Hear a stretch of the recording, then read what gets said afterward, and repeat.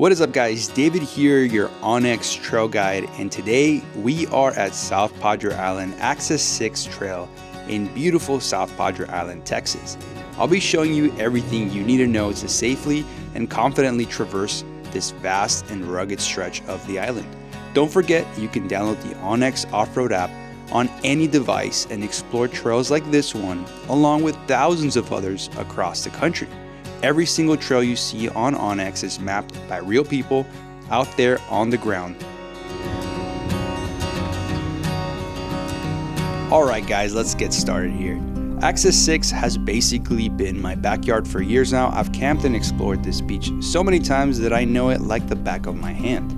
Access 6 starts at the northernmost beach access on South Padre Island and runs 25.1 miles north to the Port Mansfield Cut, or what locals call the East Cut. This cut separates South Padre Island from Padre Island National Seashore. These 25 miles of beach are made up of remote, beautiful beachfront with rolling sand dunes, and the entire area is open for beach camping. That's what makes this one of my favorite places to camp on the island. Because Access 6 covers such a large area, you have endless options for exploring and setting up camp. Every time I come out here, I'll have miles of beach almost entirely to myself, aside from the occasional vehicle passing by. During peak season, there's typically a $12 to $15 entrance fee, but during the off season like winter, as you see in this video, there's no entrance fee at all. Now let's talk about trail difficulty. The entrance itself can actually be the biggest obstacle for many vehicles. During peak season, when the entrance fee is collected, the access road is usually graded and well maintained. But in the off season, the entrance is often left rutted and unmaintained. Without 4x4 or all-wheel drive, you will almost certainly get stuck, like you're seeing on this clip. I actually have it on two-wheel drive to demonstrate what would happen if you don't have four-wheel drive.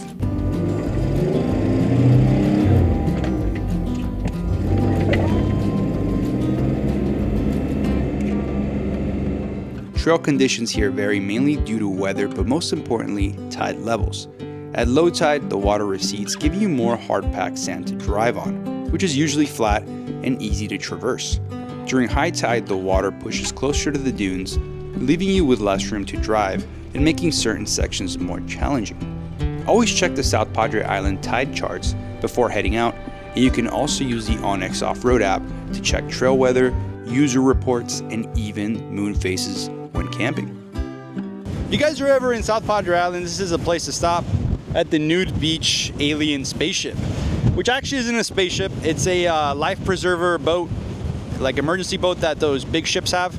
It just happened to crash here at some point and it just stayed here and people decorate it now. So if you're in the area, come and stop by real quick and then keep heading north. And I don't know if you guys can tell, but it's super windy. And what's really cool with Onyx is that cool spots like this, I can mark them on my map so I know next time where they're at. I just add a waypoint and I label it, and there you have it. Now I know where the nude beach is at because I definitely want to know that. Only street legal vehicles are allowed in this trail. It is illegal to drive on the sand dunes or vegetation. This area is actively patrolled by county park rangers and U.S. Fish and Wildlife officers, and they will issue tickets for speeding or driving on dunes. Believe me, I've seen it happen plenty of times. As I mentioned earlier, there are many great spots to camp and fish along this trail. A huge tip is to use the Onyx Offroad app to save camp and fishing locations so you can easily find them again on future trips.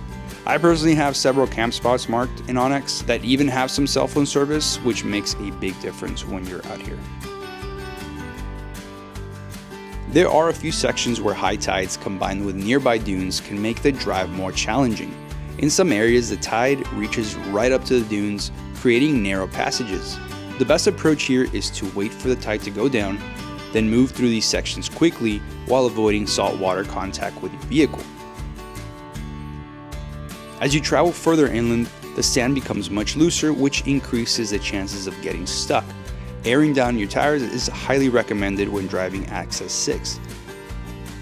One major hazard out here at Access 6 that could destroy your vehicle is that there can be things sticking out of the ground. As you can see guys, there is just wood sticking out of the ground. I don't know if there was something that was built a while back, There's one over there, you can't see it in the tide, but they're sticking out. And this stuff loves to stick out at low tide. And if you're driving too close to the water, you're not paying attention, this thing will rip up your axles and pretty much just destroy your vehicle. It happened to a buddy of mine years ago. He was driving out here at night in an FJ Cruiser and he hit one of those, vehicle was totaled. So always be aware, keep your eyes peeled to the trail because things could be sticking out of the ground. Also, keep an eye out for wildlife such as raccoons, deer, sea turtles, and even rattlesnakes, especially further inland. At the northern end of the trail, you'll reach the East Cut, a very popular spot for fishermen. From here, you can see the jetties on both the South Padre Island and Padre Island National Seashore, which mark the divide between the two. A really cool historical fact, in April of 1554, 4 Spanish treasure ships left Veracruz, Mexico, carrying enormous wealth back to Spain. Just 20 days into the voyage, a powerful storm in the Gulf drove 3 of the ships ashore along what is now Padre Island. Nearly 300 people were aboard these vessels, including sailors, soldiers, and passengers. As the ships broke apart in the surf, as many as half to 2/3 of those on board drowned before ever reaching the beach. A small group of skilled mariners likely escaped immediately by one of the small ship's boats to warn Spanish officials in Mexico, but most survivors were left stranded on the remote Texas coast. Believing help was close, they attempted to walk south along the shoreline towards Mexico. Instead, the journey became a brutal death march through harsh conditions and violent encounters with local tribes. Only one man is known to have survived and reached safety. Today, these shipwrecks remain some of the oldest and most significant European archaeological sites in Texas history.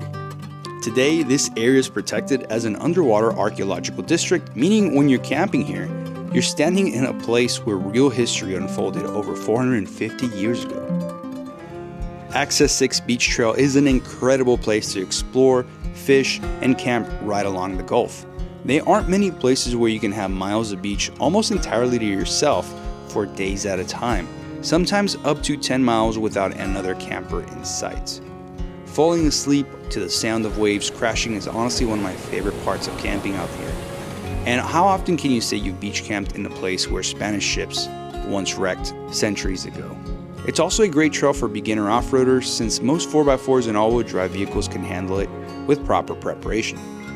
Anytime I'm running a trail like this, I've got it open in Onyx Off-Road and downloaded for offline use. That way I can use the full route, save camp spots, and know exactly what I'm rolling into, even when there's no service out here. I'll drop the trail link in the description so you can run it yourself. We'll see you guys on the next one.